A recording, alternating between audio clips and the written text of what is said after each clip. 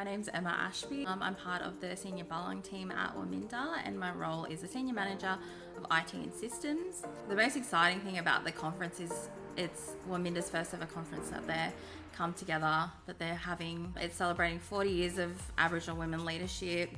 We've got a lot of community speakers. It's led by our Chief Executive Leadership team. And I think the topics that we're talking about is really important. So it covers broad topics of, matriarchal leadership.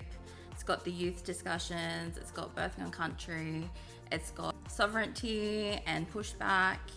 And all of these are just so important to have discussions on.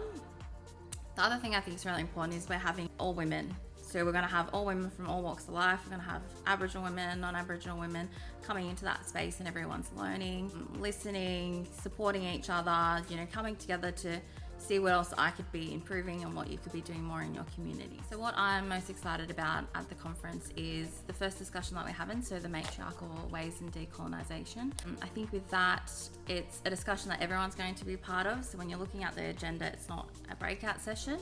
So I think being part of that, you're listening to the panel, hearing what their discussions are, learning about their experiences. Another thing that I'm most excited about is being part of the first day is the on-country experience for Aboriginal women, or the Imperfect Allies session if you're not Indigenous.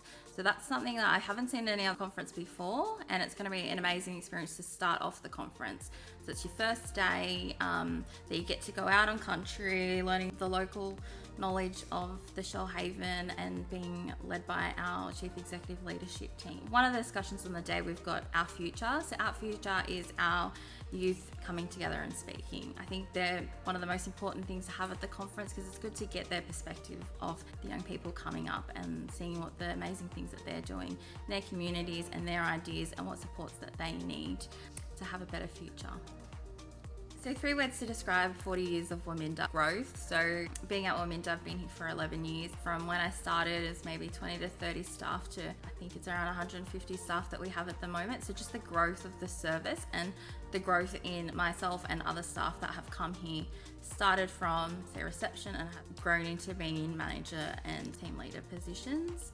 The other one that I have is leadership. Being in this workplace, you wouldn't have had the support that you have without the leadership of the women that work here. Having that, and then now having a conference, like who would have thought that there would be a conference 10 years ago, and it's always been a discussion of something that would be amazing to display everything that WAMINDA does, and innovative. The amount of different services that WAMINDA are providing at the moment. So we've got cafes, we've got birth centre coming, we're going to have rehabs. We have multiple different offices, and we're continuing to grow. This event is for all women and non-binary folk, and is especially important for non-Aboriginal women to come along to learn and unlearn the ways of walking alongside Aboriginal women in leadership. Who am I most excited to see at the conference? So I'm most excited to see Auntie June Oscar, so she's our keynote speaker.